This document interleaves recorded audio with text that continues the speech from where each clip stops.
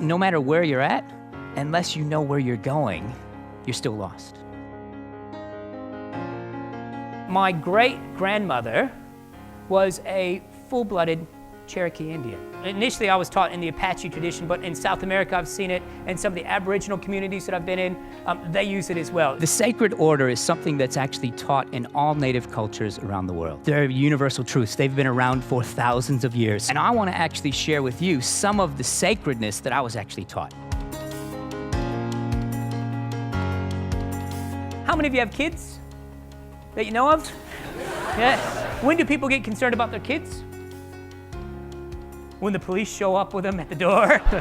You know, I kind of knew I should have taken that time, but I just didn't because I was busy. We are so busy, we are so caught up, everything's 24 hours a day, 7 days a week. We don't have time to think. We can actually do some things to help us manage this.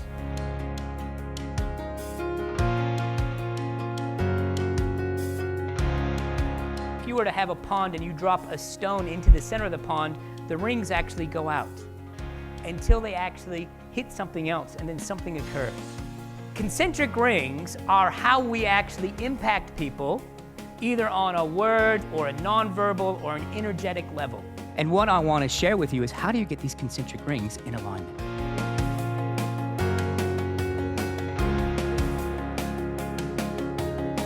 The sacred order is shelter, water, fire, and food. Shelter is actually creating a sense of belonging, creating a positive culture where people want to be there.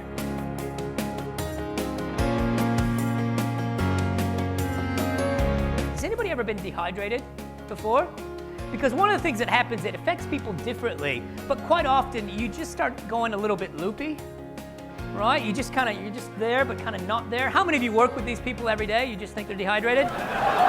Water is about quenching people's thirst for learning. I think sometimes we're learning as we go, but the challenge is we're not conscious to it.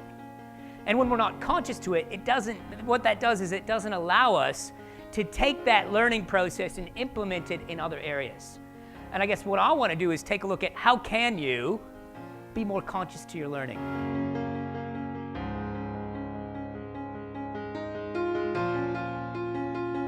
How long do you think people can go without food?